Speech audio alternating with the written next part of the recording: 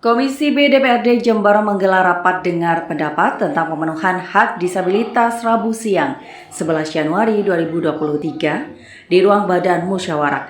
Satu dari sekian permasalahan yang disorot ialah mengenai minimnya ketersediaan aksesibilitas untuk penyandang disabilitas di tempat publik.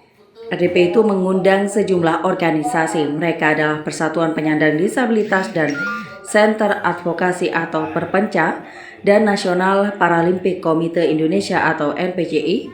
Selain itu dihadirkan pula perwakilan dari mal dan pusat perbelanjaan yang ada di Jember. Menurut Ketua Dewan Pertimbangan Perpenca Jember Asroul Mais, dengan adanya agenda tersebut, pihaknya akan terus memperjuangkan ketersediaan aksesibilitas di ruang umum.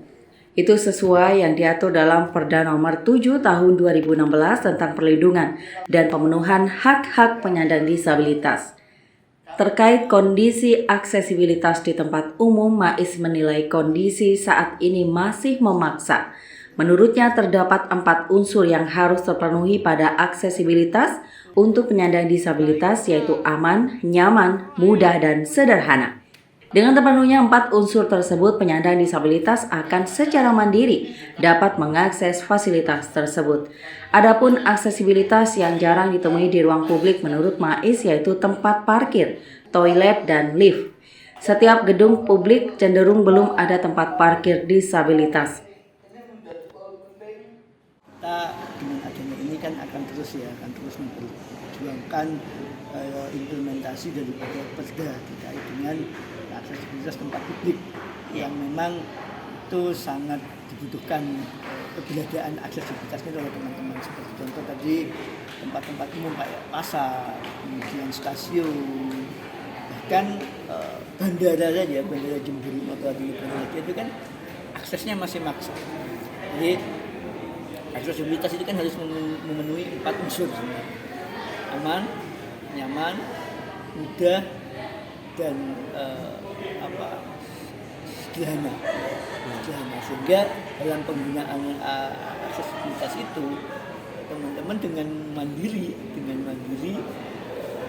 dapat mengakses tempat itu tanpa bantuan orang lain. Itu hal yang tadi terkait ini Mas, akses-akses yang di-highlight, yang disoroti sama teman-teman, seumpama kayak parkir dan lain sebagainya, itu apa saja Mas yang sampean rasa masih kurang di Jember di fasilitas umumnya? Ya, jadi yang pertama memang di Jember ini cenderung pertama setiap gedung publik itu jarang sekali yang ada tempat parkir disabilitas. Bahkan kalaupun ada di alun-alun, itu pun sering dipakai untuk non-disabilitas penggunaannya. Yang pertama. Yang kedua, akses menuju ke gedung, menuju ke dalam gedung, biasanya sulit dijumpai ram. Kalaupun ada, seperti yang kita lihat di gedung DPR ini, ramnya sangat maksa, sangat tinggi sekali. Ini sebenarnya belum memenuhi prinsip-prinsip aksesibilitas. Kemudian terkait dengan ketersediaan toilet untuk penyandang disabilitas itu juga belum tersedia. Kemudian lift ini sebenarnya kan bisa lift atau lift tangga atau lift kursi roda, ini juga belum tersedia. Hal semacam ini kan tentunya akan sangat membuat teman-teman disabilitas secara langsung tidak bisa mengakses tempat-tempat tersebut. Sementara bagian relasi publik Lipo Plaza Jember Rizky Julian mengatakan, Lipo Plaza Pusat mengarahkan daerah untuk mempunyai akses disabilitas yang mencontohkan adanya travelator, lift, dan toilet yang bahkan mempunyai huruf braille. Mall kita itu berdiri 2017, perdanya kan 2016. Dari Lipo sendiri kita dapat arahan untuk setiap Lipo menggunakan akses disabilitas. Contoh, kita punya travelator kan memang kayak support banget sama disabilitas kan yang menggunakan kursi roda. Terus juga kita ada lift. Dengan adanya area-area yang tidak tersuplai dengan travelator tadi, kita bisa supply dengan lift. Dan lift ini pun kita ada kayak semacam huruf braille, jadi teman-teman yang tunanetra tuh bisa menggunakan lift. Itu salah satu. Dan juga kita punya toilet difabel. Toilet difabel ini kita ada di lantai 1F dan 2F.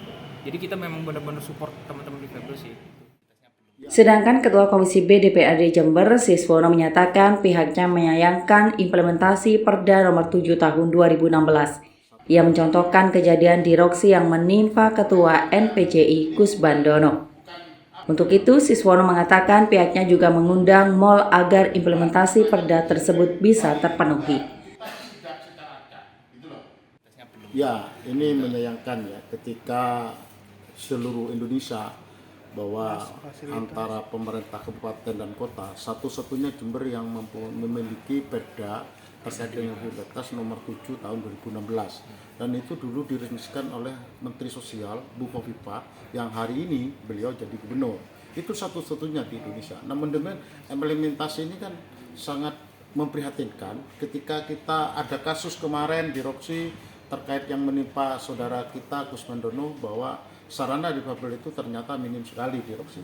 Kita sempat sidak dan teman-teman sebagian media juga ada ikut melihat secara konkret di lapangan dari 4 pintu itu hanya ada 1 dan 1 itu tidak memungkinkan memenuhi syarat secara maksimal, dan 3 pintu itu alasan daripada JM Roksi itu masih di dalam berupaya untuk dilakukan sarananya difabel itu. Nah, oleh karenanya kita mengundang para pihak semua pengelola mal ya maupun perhotelan, kita undang semua agar implementasi daripada Perda nomor 7 2016 terkait dengan sarana difabel dan hak-hak mereka sebagai bisa berakses sebagai karyawan di situ juga dipenuhi. Itu.